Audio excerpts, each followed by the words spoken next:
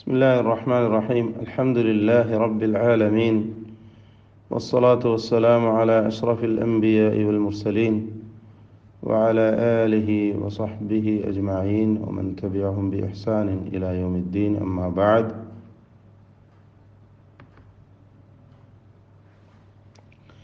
പരിശുദ്ധ ഖുർആൻ പാരായണത്തിൽ പ്രധാനമായി നാം അറിയേണ്ട ചില തജ്വീദ് അടിസ്ഥാന നിയമങ്ങളോട് അനുബന്ധമായി അറിഞ്ഞിരിക്കേണ്ട ചില വശങ്ങൾ, അതാണ് നമ്മൾ മനസ്സിലാക്കി വരുന്നത്. പ്രത്യേകിച്ച് റിവായത്ത് ഹഫ്സിൽ പ്രത്യേകത കൽപ്പിക്കപ്പെടുന്ന ചില പദങ്ങൾ, അതുമായി ബന്ധപ്പെട്ടാണ് നാം ചില കാര്യങ്ങൾ മനസ്സിലാക്കി വരുന്നത്. ഇവിടെ സൂറത്ത് യൂസുഫ് 11-ാമത്തെ ആയത്ത്, സൂറത്ത് യൂസുഫ് 11-ാമത്തെ വചനം.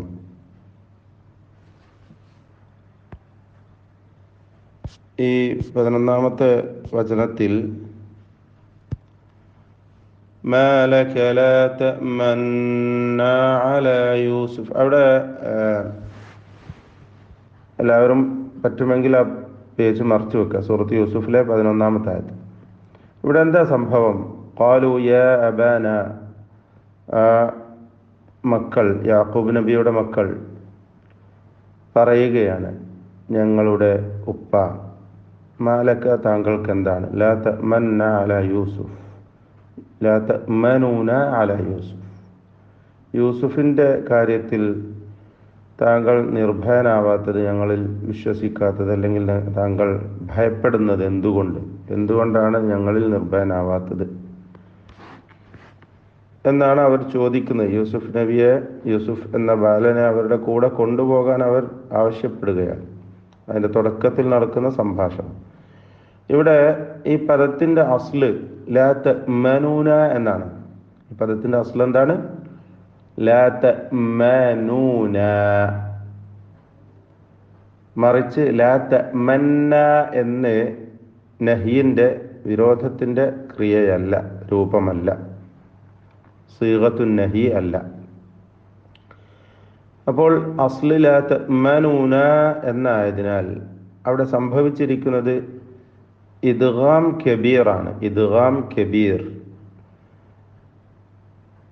അല്പം കൂടി പറഞ്ഞാൽ ഇദ്ഗാം അൽ മുതമാസിലൈനി, ഇദ്ഗാമുൽ മുതമാസിലൈനി കബീർ, അല്ലെങ്കിൽ ഇദ്ഗാമുൽ മിസ്ലൈനി കബീർ എന്നൊക്കെ പറയും. രണ്ട് ഹർഫുകളെ ഒറ്റ ഹർഫാക്കി ഷദ് നൽകി ഉച്ചരിക്കുന്നു. അത് തന്നെ ഇദ്ഗാം എന്ന് പറഞ്ഞാൽ സാധാരണ എന്താണ്? സുക്കൂനുള്ള അക്ഷരത്തെ ഹറക്കത്തുള്ള അക്ഷരത്തിലേക്ക് ചേർക്കലാണ്. ഇവിടെ അതല്ല. ഇവിടെ ഹറക്കത്തുള്ള അക്ഷരത്തെ ഹറക്കത്തുള്ള അക്ഷരത്തിലേക്ക് ചേർക്കുക.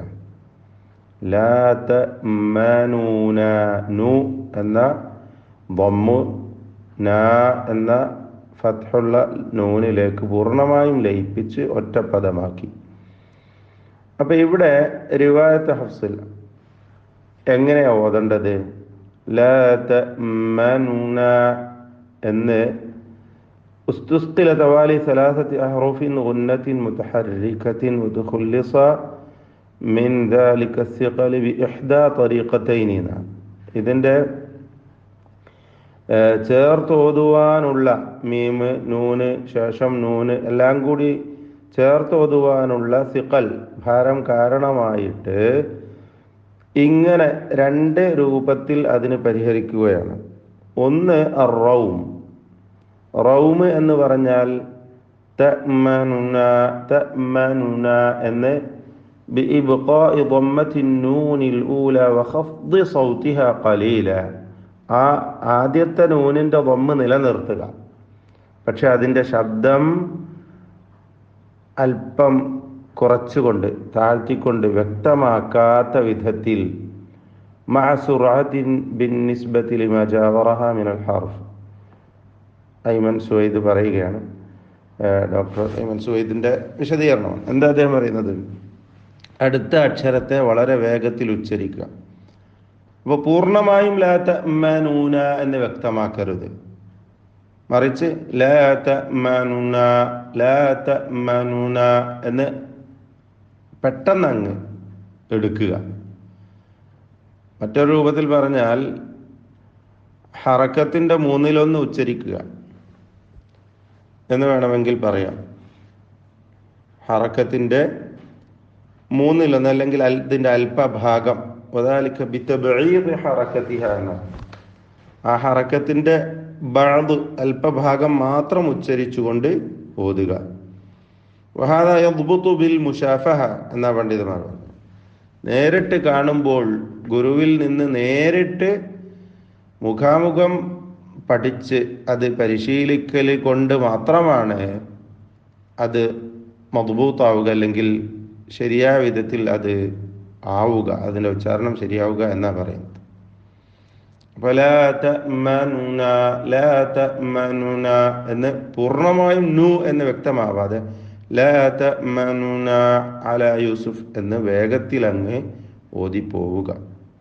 ഇതാണ് റൗം എന്ന് പറഞ്ഞാൽ ആദ്യത്തെ ഹറക്കത്തിൻ്റെ അല്പഭാഗം മാത്രം ഉച്ചരിച്ചുകൊണ്ട് രണ്ടാമത്തെ ഹറക്കത്ത് പൂർണ്ണമായും വ്യക്തമായി വേഗത്തിൽ ഓതി ഉച്ചരിച്ചുകൊണ്ട് അങ്ങനെ ഓതുക.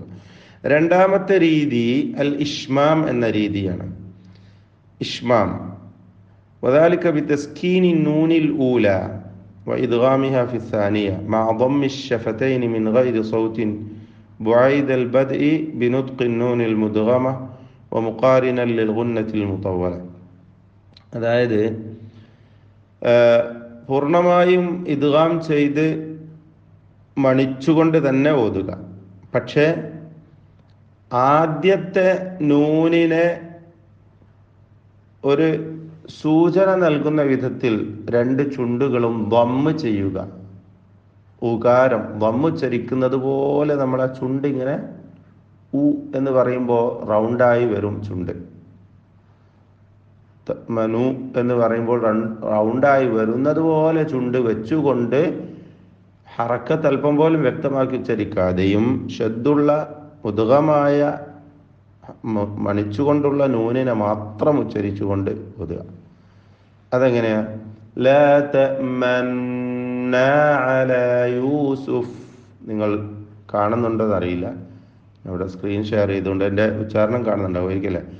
ലാ തഅ്മന്ന അലാ യൂസുഫ്. ഇത് സാമിഇന് വ്യക്തമാവുകയില്ല, ശ്രോതാവിന് ബോധ്യമാവുകയില്ല, മറിച്ച് ഓതുന്ന ആൾ അങ്ങനെ ഓതണം. അതാണ് ഇഷ്മാം എന്ന് പറഞ്ഞാൽ. ലാ തഅ്മന്ന അലാ യൂസുഫ്. കാരണം ഇതിൻ്റെ അസ്ല് ലാ തഅ്മനൂന എന്നായിരുന്നു. ഒരിക്കലും ആദ്യത്തെ നൂന് സുക്കൂൻ നൽകുവാൻ ഇവിടെ ചാൻസ് ഇല്ല, മറിച്ച് ഇത് ഇദ്ഗാം കബീർ സംഭവിച്ച ഒരു പദമാണ്. ഒറ്റ നൂനായിട്ട് ആണ് ഖുർആനിൽ എഴുതപ്പെട്ടിട്ടുള്ളത്. രണ്ട് നൂന് വ്യക്തമാക്കി ഒരു കാരണവശാലും ഓതാനും പറ്റുകയില്ല, കാരണം റസ്മ് ഒറ്റ നൂനാണ്. അപ്പോൾ ഈ രണ്ട് രീതി നമുക്ക് ഈ പദത്തിൽ സ്വീകരിക്കാവുന്നതാണ്. ഒന്ന് റൗം, അത് ആദ്യത്തെ ഹറക്കത്തിൻ്റെ അല്പഭാഗം മാത്രം ഉച്ചരിച്ചുകൊണ്ട് ഓതുക. രണ്ടാമത്തേത് ഇഷ്മാം, പൂർണ്ണമായും ഇദ്ഗാം ചെയ്ത് മണിച്ചുകൊണ്ട് ഒറ്റ ഹർഫ് മാത്രം ഉച്ചരിക്കുന്നതോടൊപ്പം ആദ്യത്തെ ഹർഫിൻ്റെ ഹറക്കത്തിനെ സൂചിപ്പിക്കുന്ന വിധത്തിൽ ചുണ്ട് വൃത്താകൃതിയിൽ ആക്കിക്കൊണ്ട് ഓതുക. ഈ രണ്ട് രീതിയാണ് ഇവിടെ സ്വീകരിക്കാൻ പറ്റുന്നത്. ഇതോടനുബന്ധമായി വിശദമായ ഇദ്ഗാമിൻ്റെ ഭാഗം നമുക്ക് പിന്നീട് മനസ്സിലാക്കാം ഇൻഷാ അല്ലാഹ്. മുമ്പ് പറഞ്ഞിട്ടുണ്ടെന്ന് വിചാരിക്കുകയാണ്. അത് ഇദ്ഗാമുൽ മുതമാസിലൈൻ, അതുപോലെ മുതജാനിസൈൻ തുടങ്ങിയ ഹർഫുകളെ ഇദ്ഗാം ചെയ്യുന്നതുമായി ബന്ധപ്പെട്ടുകൊണ്ട്, അതുപോലെ മുതഖാരിബൈൻ, ഇതൊക്കെ നമ്മൾ മനസ്സിലാക്കിയിട്ടുണ്ടെന്ന് ഓർക്കുകയാണ്. ഞാൻ മുമ്പ് പറഞ്ഞു പോയിരുന്നു. ഇനിയും നമുക്ക് എന്ത് ചെയ്യാം, അത് വിശദമായി മനസ്സിലാക്കാവുന്നതാണ്. പക്ഷെ ഈ പദവുമായി ബന്ധപ്പെട്ട് ചിലത് സൂചിപ്പിക്കാനുണ്ട്. ഒന്നാമതായി ലാ തഅ്മന്ന എന്നതിലെ പരിശുദ്ധ ഖുർആനിലെ എഴുതിയ അത് രൂപം നമ്മൾ അതും കൂടി പറഞ്ഞുകൊണ്ട് ഞാൻ ബാക്കി പറയാം. അതായത് ഇവിടെ നമ്മൾ മനസ്സിലാക്കേണ്ടത് ബഅദു ഉലമാ الضبط يضع علماء الضبط دائرة مطموسة الوسط. പരിശുദ്ധ ഖുർആനിൽ ഇങ്ങനെ ഒരടയാളം കാണാം. അതല്ലെങ്കിൽ രണ്ടാമത് കൊടുത്തിട്ടുള്ള ഈ രണ്ട് രീതിയിലും ഖുർആനിൽ അടയാളം കൊടുത്തിട്ടുണ്ട്. ഈ പദം സൂചിപ്പിക്കുവാനായിട്ട് ഇവിടെ ഇങ്ങനെ ഇഷ്മാമോ റൗമോ ചെയ്യണം എന്ന സൂചനയായിക്കൊണ്ട് ഇങ്ങനെയാണ് രണ്ട് ചിഹ്നം. ചില മുസ്ഹഫിലൊക്കെ ആദ്യത്തെ ആ ചിഹ്നം പൂർണ്ണമായും മദ്യം മായ്ച്ചുകൊണ്ടുള്ള ഉൾഭാഗം ഇങ്ങനെ മായ്ച്ചുകൊണ്ടുള്ള ഒരു വലിയ പുള്ളി അല്ലെങ്കിൽ ഒരു വലിയ പൂജ്യം അങ്ങനെ കൊടുത്തിട്ടുണ്ട്. അതല്ലെങ്കിൽ ഈ ചതുരാകൃതിയുള്ള ആ ചിഹ്നവും കൊടുത്തിട്ടുണ്ട്.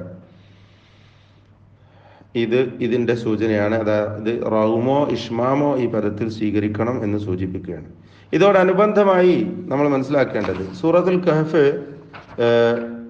95-ാമത്തെ ആയത്ത് ഖാല മാ മക്കന്നി ഫീഹി റബ്ബി, സൂറത്തുൽ കഹ്ഫിലെ 95-ാമത്തെ വചനം. ഖാല അലം അഖുൽ ലക എന്ന 16-ാമത്തെ ജുസിന്റെ തൊട്ട് അടുത്ത പേജ്. ഖാല മാ മക്കന്നി ഫീഹി റബ്ബി ഖൈർ, സൂറത്തുൽ കഹ്ഫിലെ 95. അവിടെ എന്താ സത്യത്തില്? അവിടെ മക്കനനി എന്നാണ്. ഖാല മാ മക്കനനി ഫീഹി റബ്ബി. ഇവിടെയും ഇദ്ഗാം കബീർ സംഭവിച്ച ഒരു പദമാണ് നമ്മുടെ റിവായത്ത് ഹഫ്സിൽ മക്കനനി. അങ്ങനെ തന്നെ റസ്മുള്ളത്, എല്ലാവരും അങ്ങനെ തന്നെയാണ് ഓതുക. അപ്പോൾ റസ്മ് മക്കൻ ഒറ്റ നൂനായതുകൊണ്ട് അവിടെ മക്കന്നി എന്ന് ഓതേണ്ടതാണ്. അതുപോലെ തന്നെ അഫഗൈറല്ലാഹി തഅ്മുറൂനി അഅ്ബുദു അയ്യുഹൽ ജാഹിലൂൻ, സൂറത്തു സുമറിൽ നമ്മൾ ഓതിപ്പോയ ഭാഗമാണത്. തഅ്മുറൂനി, അവിടെ തഅ്മുറൂനനി എന്നാണ് അസ്ല്, തഅ്മുറൂനനി. അതുപോലെ തന്നെ സൂറത്തുൽ അൻആമിൽ അതുഹാജ്ജൂനി,